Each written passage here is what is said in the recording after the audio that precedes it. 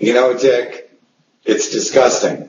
All the while that they're bankrupting America's 200-year-old institutions and destroying people's stock values and their pension values in those companies, they're paying themselves billions in bonuses from the very companies they're bankrupting on the way out the door after they're caught doing these crimes. The government's funding those payments now, which only shows the collusion between the two. And, you know, this is all off the backs of hardworking Americans. And, you know, again, they better have it worked out because the people are going to raise pitchfork, and that's coming soon. And it isn't going to be in their stupid Tea Party. That's another ruse to throw the, you know, rebel off. It's going to come in a blitzkrieg, let's call it, on them, a counter coup. But these Ivy League idiots, I call them, they bonus themselves while people are being evicted out of their houses as a direct result of these carefully planned economic terroristic activities they're committing. And right in the victims' faces, they're laughing at them, pocketing the money. No morals whatsoever. And the people need to start demanding Eric Holder start holding investigations of all of these people and prosecutions and RICOs and demanding it and showing up at his doorstep. If that's what it takes every day, if it takes the kids from college protesting to the Justice Department that we want trials, just like we've always had in America, for anybody thought to be doing these crimes. And again, if they're innocent and they're all lawyers and stuff, so obviously they should be able to get a good lawyer and a good judge. But they're afraid because they're guilty and they don't want it to come into a court of law. So it's hard to imagine that these lawyers are afraid of a court of law. And that's why they won't let me into the court of law. And they won't let me present my case, or they won't let me have discovery to Anderson. Imagine I'm legally related and I don't have rights to this case, and they're trying to dismiss my case while Anderson's going forward still. It's all ludicrous. You know, but the point there is, Dick, that I can't understand how these elitists, these people who didn't earn elite status, they mostly inherited it, the lucky benefactors of somebody 3 generations ago who was inventive and made some money, and living in the lap of luxury, of democracy, the spoiled ones are doing this to their people who built their grandfathers' companies, to the people who sweat for 50 years in those factories for those pensions, to make them live that wonderful elitist lifestyle they didn't earn. And, you know, so you see it with Spitzer and not getting tried, and that's what money buys in New York, I guess. And that's how sick New York has become. And, you know, it's just a group of them. But I believe that the true New Yorkers are really pitchforkers. And they're going to, now that they realize they're being fleeced in record numbers, they're going to get pissed like New Yorkers. And most of them are probably going to go get baseball bats, Dick. As you know, they're big on baseball bats in New York. Anyways, how do you hold your head up, Dick, if you're one of these people that made your money screwing 70-year-old women out of their homes? Do you go out with your friends and say, yeah, we did a really good job rigging the market and bringing down Greece, and we're going to, you know, and we're going to cause all this misery in all these countries, and we're going to profit from that, and we're going to walk around and we're going to feel better than everybody, and we're above the law, and there is no law. And that's what you need to call Eric Holder about, and John Conyers, and start knocking on their doors and demanding it. And if they don't do it, grab them in citizens' arrests and throw them all to a prosecutor for Title 18 crimes, because this is treason we're talking here. And the people have a right to have people tried fairly in a fair and impartial court of law. And all of these people, from Dick Cheney to Rumsfeld to whoever was involved, and whoever's involved in the economic terrorism, you know, they need to be tried. And if they're guilty, try. And as always, the frying pans will be free at Iviewit.tv.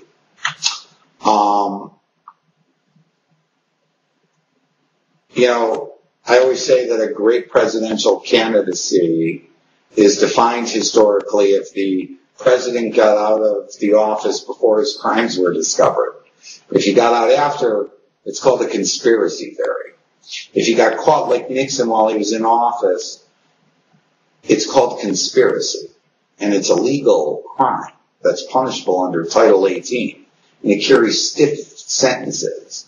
And these guys were caught in office doing crimes, including war crimes, which carry really stiff sentences. That most likely they're going to get tried sooner or later if our country restores to its normal balance, where people who are suspected of having committed a crime are taken to court and through the proper channels are heard and given defense counsels and all of those things. And if they didn't do anything wrong, they should have nothing to fear here. They shouldn't have to buy their way out of complaints. And like John Yoo was sent to the New York Disciplinary Department and the FBI's Office of Professional Responsibility, which is the oversight to the U.S. Department of Justice attorneys. And they wrote vindication letters because it's still controlled by the same lawyers, reviewing lawyers at that level. So John Yoo wasn't tried in a court of law. He was tried in something called the OPR, which is the Office of Professional Responsibility. And in fact, there were OPR reports for Yoo were to try him and turn him over to authorities. And then a new guy came in at the end and disputed all of those reports from all of those committees and wrote you a get out of jail free card. Again, now, all that's crap. None of it matters. It's all rescindable if it was in violation of law as part of a conspiracy. I always say, let them change the laws to allow crimes, and then when we try them for the crimes and we try them for the crimes, we can rewrite the law back to the law using the ink, the blood of them as the ink to change back the law. That'll set a precedent for future idiots thinking of subverting and committing treason against our country. And so I like that blood idea. It's a very good idea. And, Bush, he's caught in crimes. And, if he's innocent, let him get a, good defense team like OJ and, bang it out in court.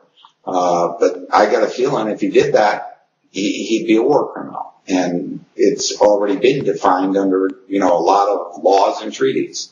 Anyways, Dick, back to Anderson, Brady, and all that. After Anderson filed her, lawsuit in the federal courts, Brady claimed there was going to be New York Senate Judiciary Committee hearings in New York, and spearheaded by John Sampson. And lo and behold, there were, Dick, as we've talked about. And the committee's begun hearings, and 15 senators are on the line and have heard the information regarding all of the corruption throughout New York. They've heard from the department where the head of the New York State Bar wanted to give the finger to, and actually said that on tape in a meeting, to one of the victims who was taping the proceedings, which were public open hearings that were being taped. When the guy had a fit, that he was being taped and he was going to give the finger. This is the head of ethics. I think I might have described that before, but you can't say that one enough because it's hard to believe that's the head of ethics. Anyways, that committee of Sampson's impaneled a task force. They've allowed, that led to Anderson being allowed to testify with other victims, related cases mainly to her, although there were a lot of other ones, and there's a lot more waiting for the next hearings, if they even are necessary, meaning I would assume John Sampson's office has their hands full, as well as all of the Judiciary Committee members, as, me and the other victims have circulated to all of them, and are all liable to the public, and all must sign off on that committee. I've got a feeling it's going to take some more time, but, you can see already in New York things unraveling fast. Anderson is like, one of those slow-working killers that gets in there and starts infecting its way everywhere. So we're seeing the beginnings of that crack. And, the cat's out of the bag. It's, impossible to put the genie back in the bottle. All those sayings are here. And this corruption goes all the way to the top. And so either the top's going to start fighting the corruption and handing out indictments and doing something, or they're the next defendants, and they're going away for life. And so it is a winner-take-all game, so don't expect them to go quietly into the night. They will have to be dragged in some instances, and then they will have to be put into prison cells in others, in most. And, I'd throw all of Congress into the jailhouse and let them all defend their actions and votes lately, which have taken this country in all the wrong directions. And then if they're guilty, take all the money they've stolen from the public coffers back, take all their illegal pensions, give them the health care they just gave America, which, they all came out and said they were going to give us their health care plan, but we got nothing close to that. And the people were fleeced again there. Again, strip them of everything if they were guilty, put them in prison. Otherwise, the people are going to be hurt for only the reason that they're not demanding justice. Dick, just in Anderson's claims alone, U.S. attorneys, New York Supreme Court officials, district attorneys, favored unknown lawyers and law firms are all publicly exposed in crime. The Coopsters exposed have had criminal complaints now filed against them by me and others. And since Anderson revealed all of these revelations about the cleaner Naomi Goldstein in the ethics department, she revealed it to the highest authorities. Scheindlin, as I said, Andrew Cuomo was busy on the other side of Anderson's case representing the guilty public officials on taxpayer dime. And they're all aware of her claims that U.S. attorneys need to be investigated. That every case at the First Department Disciplinary Committee going back to Tom Cahill needs to be reviewed again, analyzed if the documents were destroyed. Most of these victims that I've run into all claim of document destruction, all claim of tampering with mail, all claim, computer hacking by these people, which is a big one of theirs. Just like they intercept satellite signals, they're all over your emails and stuff. So, these victims have had all of that. And Anderson's exposed all this now to the highest authorities in New York. I read you a letter she wrote to Holder. So Eric's got to be doing I'm sure he's, guns blazing, reminiscent of a great G-man, coming in to arrest the guilty public officials and gangsters running New York. And, it's not, he's one of the criminals. That's how easy this game is to figure out. So, they're either going to be obstructing justice now to hold off the last minutes here before the pitchforks, or they're going to, step out and start doing their jobs, handing indictments down, grand juries, etc., and ferreting out this corruption and protecting America, or, they've got another thing coming.